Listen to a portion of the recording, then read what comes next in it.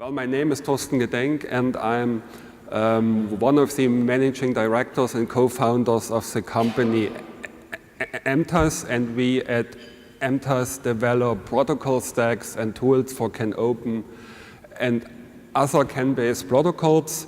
And by dealing with CANopen tools, we of course have to deal with device description files and file formats for CANopen.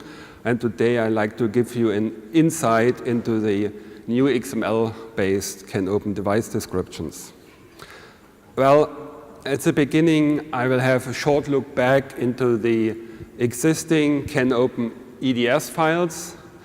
Then I'll say something about ISO 15745, which is a framework for application integration, and the CANopen XML device description is based on that. Then I go into the CANopen FD XML device description in detail, and I will say something about new features and new use cases which are possible with the new device description format. And finally, I will say something about possible migration paths and tools. Well, let's start. If we have a device like this drive on the hand of the robot, we need some kind of descriptions for this device. These can be manuals, printed ones, or PDF files now, or it can be CIA profiles, which describes the functionality and the communication interface of this device, or it might be data sheets, PDF files, which includes the most important information of a device. And of course, we need machine-readable device description files so that PC tools or PLC applications can deal with these devices automatically. Well, this need for a device description format was found out 20 or more years ago. And when CANopen has been developed, the CANopen EDS file has been developed as well, and it's the electronic data sheet, and it's a format which is used up to now for CANopen devices. If we look at it a bit in detail, well, you can find all the pictures also in the printed material if you cannot see them that well.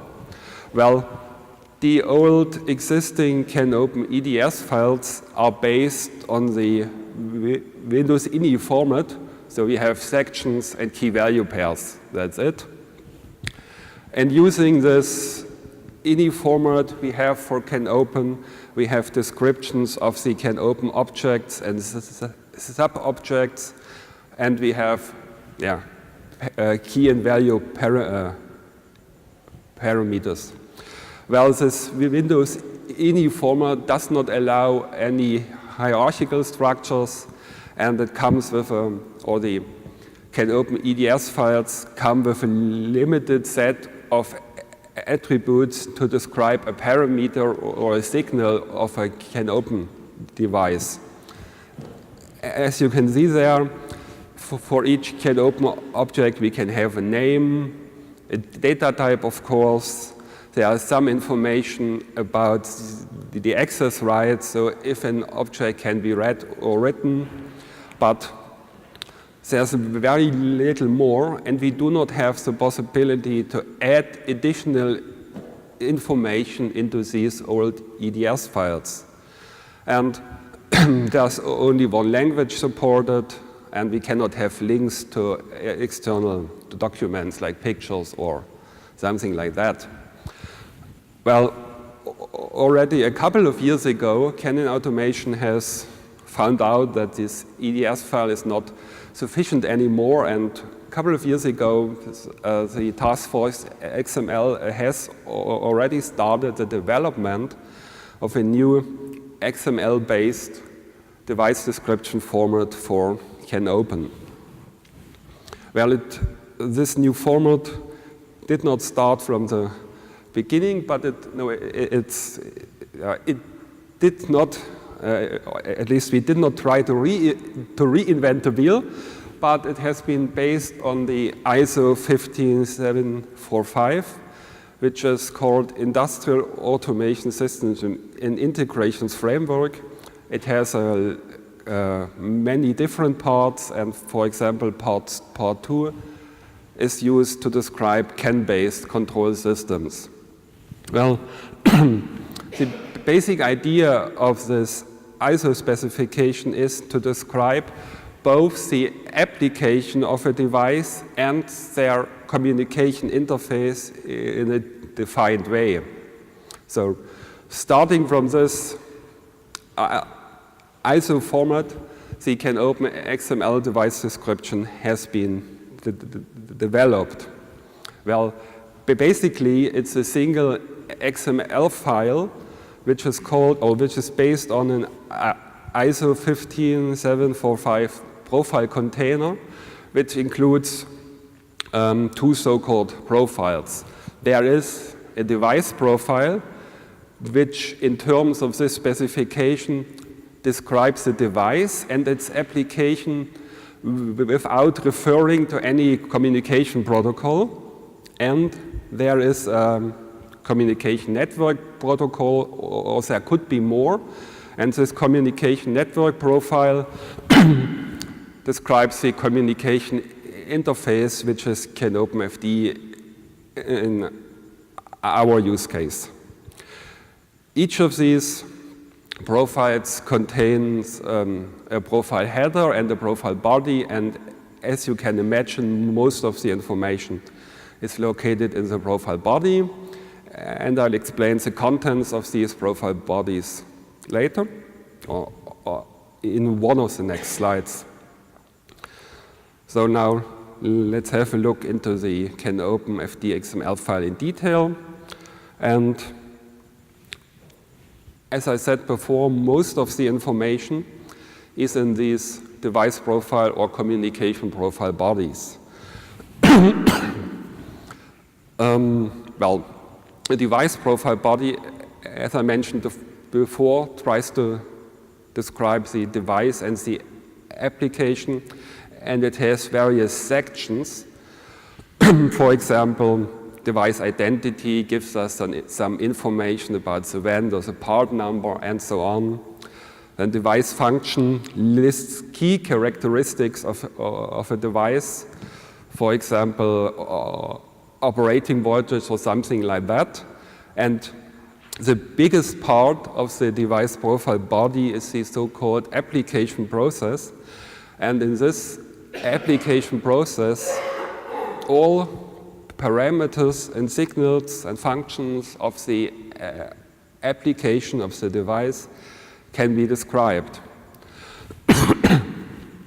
Okay, once we have a description of the device profile, we can have again a description of the communication interface, and in case of CANopen FD, it covers the application layer, transport layer, and some network management information. And in the application layer, you can have a list of CANopen objects and some additional information about how the CANopen device works, or which bit rates are supported, and so on. And the basic idea is that you can have references from the communication profile body to the device profile body.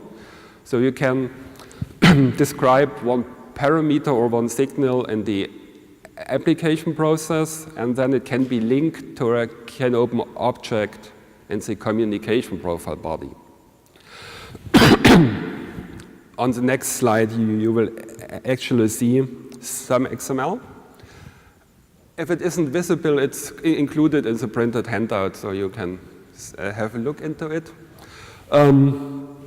This part of the XML file on the right is a parameter description in the application profile. And well, a parameter using this device description language can have, for example, names in multiple languages, or you can add longer description tags in multiple languages, of course, you have to specify the data type and the access right. And you can, for example, for this parameter, which is the mode of operation of CANopen drive, you can define allowed values for each, or which allowed values which this parameter may have, or once you may write to it. And you can specify for each allowed value the meaning in multiple languages, or you can specify value ranges and so on. And for example, as shown here, this at the bottom, the range definition, which is here labeled manufacturer specific, can be a more generic definition, but each device manufacturer may have a specific definition for each of these values. Additionally, which is not shown in the example, but the parameter descriptions allows us to have external references to pictures, manuals, or whatever. And if you have signals, like for example, a temperature sensor, you can have additional information about offset, scaling, physical units, and so on. And each parameter in this parameter description has a unique ID, which is on the right at the top. And using this unique ID, this parameter can be referenced from other parts of the device description and the communication description. Okay, once we have described one or multiple parameters, we can put them together into so-called parameter groups. So multiple parameters can be combined into groups. These groups, again, may have names in multiple languages. They may be structured, hierarchical, and yeah. And so you may have a group of parameters that are used for certain use cases, and configuration tools later may use the parameter groups to only present to the user which is important in this specific use case. Additionally, this new device description format also allows some function definition. You can really define some functions or with input parameters, output parameters, and so on. And this example shows a function type definition, and you can have real instances of these function types. So it's possible to describe a lot of the device functionality using this device description format. Well, another feature in this device description format are templates. So you might have templates for parameters which are very similar. So you can define a template, and in your parameter description you can just refer to it and just specify what is different to the template. And there may also be templates for list of allowed values. The benefit of these templates is, well, it reduces file size, but it doesn't really matter. But you can have templates to change, to avoid the trouble of changing things at multiple places. So if you have a set of parameters which have something in common, you can define a template for them. And if you want to change a generic property of them later, you only have to change the template. Well, up to now, I haven't spoken about CANopen FD yet, because this is a generic description of the device and its application. But if we look into the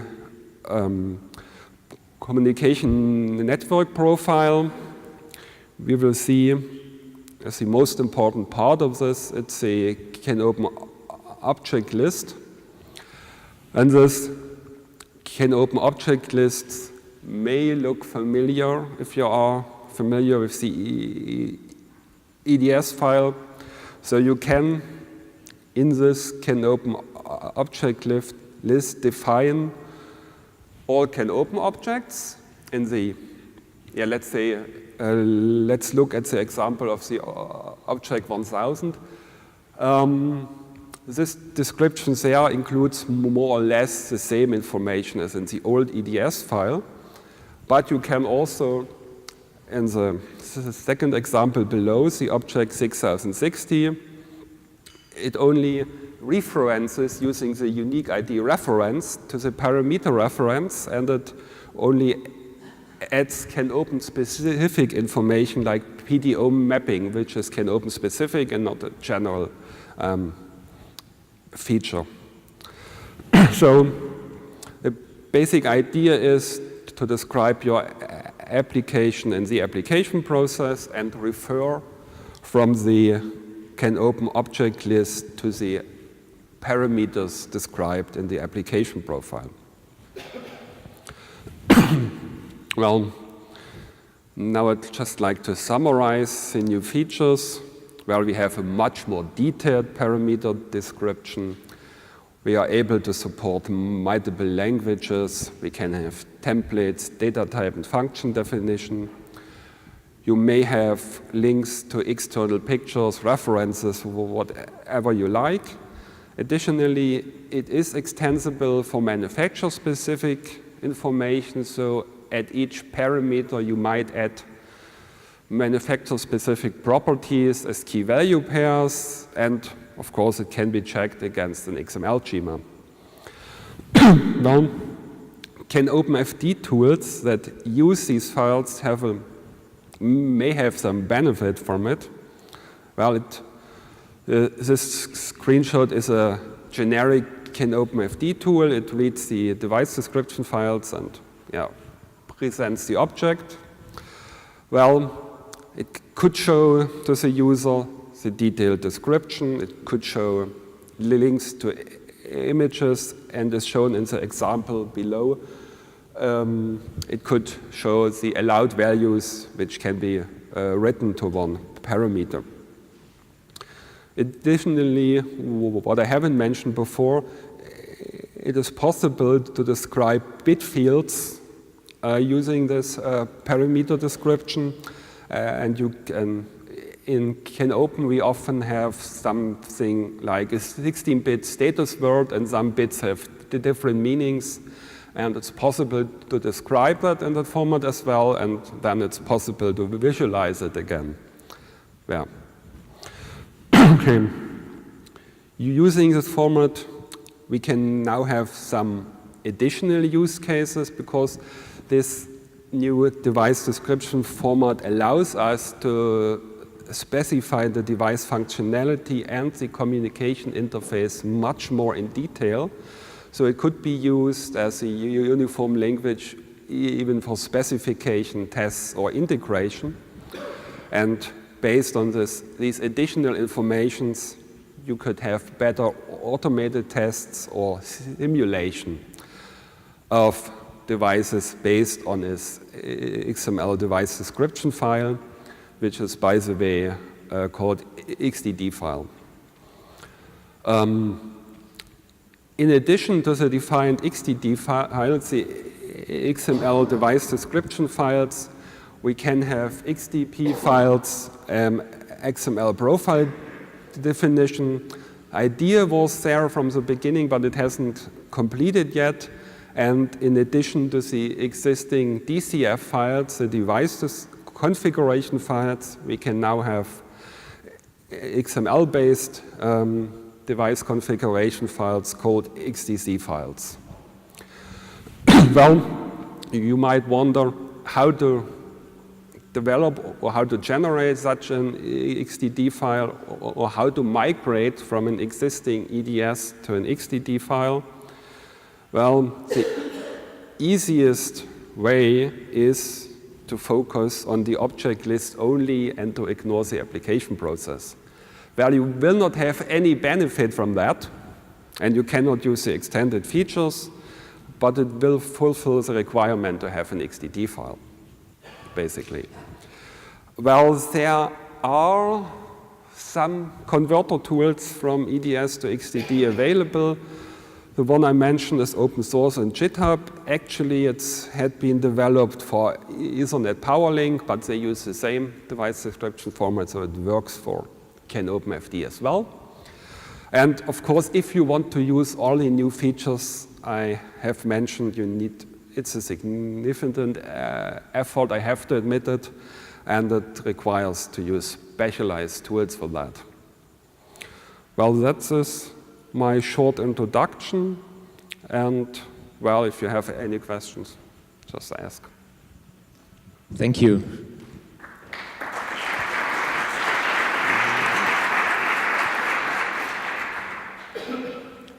Are there any questions?